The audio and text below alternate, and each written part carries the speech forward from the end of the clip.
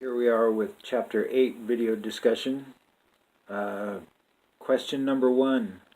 What pressures have you felt to conform to masculinity or femininity? None. I'm just Bud. No masculine, no feminine. Ask me, are you masculine or feminine? Yes. A little bit of both comes from growing up with very strong women and strong men in my life. How did it help or hinder who you are today? Definitely helped.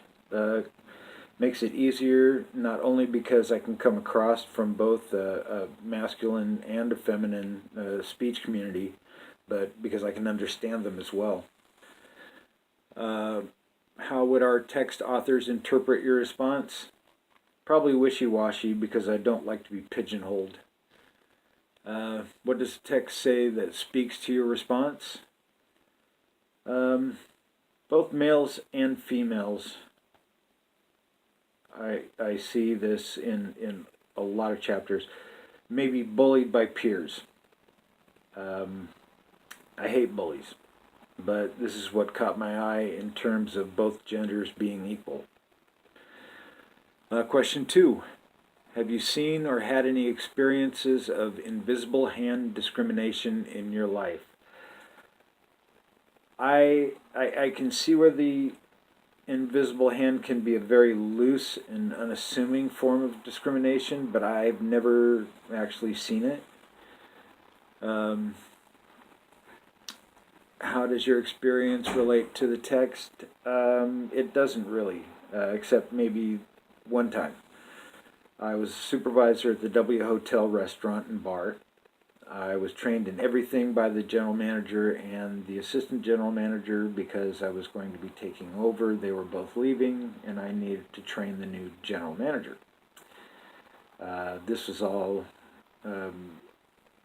done with me to, assume the assistant GM position as soon as everything was taken care of. So I was doing all the management duties. The new GM came in, and I was passed over for a suck-up female waitress with no management experience whatsoever. So I don't know if that's invisible hand, but it just sucked. Okay. And what would the author say about your experiences? The author would probably say, get your big boy pants on and suck it up. Things happen. It's page 182 again. Number 3, what gendered stereotypes have you seen or experienced in education during your time here as a student? Probably my first year in college. Many years ago, I was a hospitality major, and in this course I had this great teacher, as long as you were a guy. If you were a woman, good luck. First of all, he didn't believe that women should be in management, period. And I wound up cakewalking through the class anyway because my dad and his old boss were drinking buddies. How did that make me feel? Invincible. I could do no wrong. I even went out for drinks with Horst Megger and my dad one time.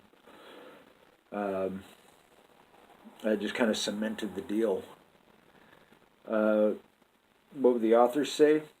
Probably want to know if I thought this would have been a good invisible hand moment. 182 again. I don't know that it would or not, but that's just my opinion of what they might. Besides, I don't feel like it was an invisible hand moment as much as something in the way of nepotism, I guess. Question 4. It is argued that men have had to give more convincing demonstrations of incompetence to be judged as incompetent. But why do men choose to be judged as such? Wood, Fixmer, or at page 181. I believe that it's wrong but accurate. Incompetence at the highest levels, or being given a pass, They have to nearly burn the building to the ground before they are reprimanded. And no, in my opinion, this is not the way to success, but my opinion doesn't count here. The masculine party line doesn't work that way. But I do have a question for the author. Why is there barely a full page on academics from the male perspective and 5 pages for females in academics?